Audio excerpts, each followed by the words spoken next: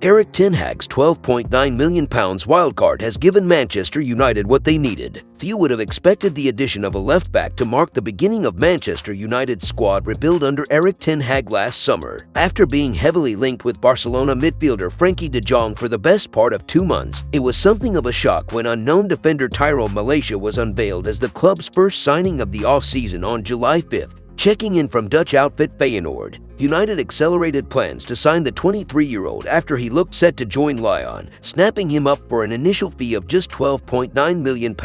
Considering United, at the time, already had Luke Shaw, Alex Telles, Brandon Williams and youngster Alvaro Fernandez contesting the battle for the left-back berth, the decision to sign Malacia left some supporters scratching their heads. But with Shaw having lost his way last season and Telles almost destined to leave the club at some point in the summer, the addition of a younger left-back did make sense, as it offered fresh competition. Telles, of course, left United later in the summer to join Sevilla on loan, meaning Malacia jumped up to second place in the left-back pecking order. But after Shaw experienced a difficult start to the season, the former Feyenoord ace got the nod to start the 2-1 win over Liverpool back in August. As full Premier League debuts go, Malacia perfected his that evening. His performance against Jurgen Klopp's side saw him dislodge Shaw from the left-back position and marked the beginning of 5 successive league starts. Fueled with the passion and the energy Ten Hag craves from his players, Malacia became an instant fan's favorite in M16. However, a 45-minute battering from Phil Foden in the 6-3 defeat to Manchester City at the Etihad Stadium saw him hooked at halftime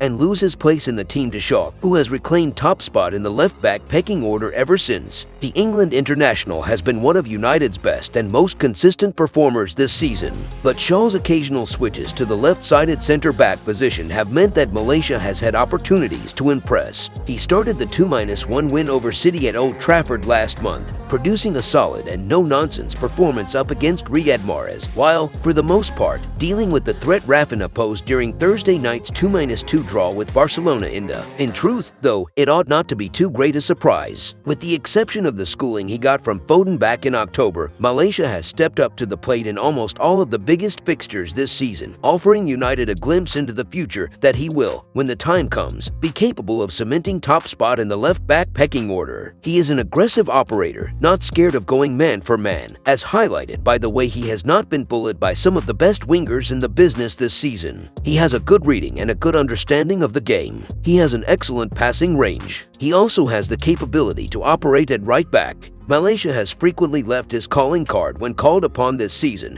and United seemingly benefit from his qualities when he plays. It cannot be a coincidence that the Reds are unbeaten in each of the last 15 matches that he has started, surely, but considering Lisandro Martinez will be back available for Sunday's clash with Leicester City and Thursday's return leg against Barcelona, it is highly likely that the Dutchman will be the one who makes way, allowing Shaw to reclaim the left-back spot. As disappointing as that will probably be for Malacia, United's grueling fixture schedule over the coming weeks means rotation is inevitable, meaning another chance will not be too far away.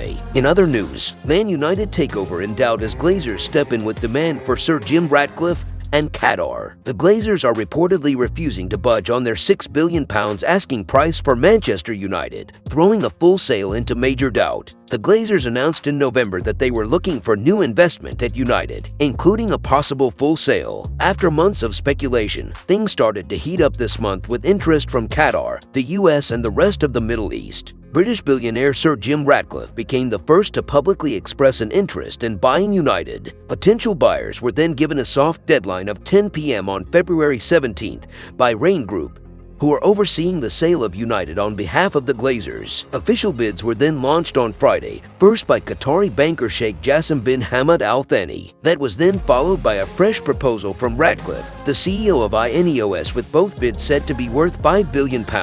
But that's still a whopping £1 billion short of what the Glazers are asking for in a full sale, and the Sun claimed they're not willing to accept anything less. An insider said it's still not clear if the Glazers actually want to sell, and if they do, it will only be for top dollar. It's possible they are keener on a partial sale rather than a full one at this stage, as that might value the club higher. What is obvious is that they want to maximize their profits by selling at their preferred price or not at all. The other possibility nobody is discounting is they will simply decide that none of the bids is anywhere near what they want and call it off in the hope that the market conditions change in their favor in a year or so. Both Ratcliffe and Al Thani could soon be joined by a third party in the bidding process for United. U.S. hedge fund firm Elliott Investment Management have reportedly entered the fray in a bid for United. The business is said to manage around £46 billion worth of assets, although it's suggested they're not looking for a full takeover. Both Avram and Joel Glazer are supposedly open to the idea of continuing in charge of Old Trafford. It's been suggested that they could buy out the shares of their 4 siblings to take full control. If you enjoyed the video, make sure to smash the like button and make sure to subscribe to Man United Hub to get all the latest updates.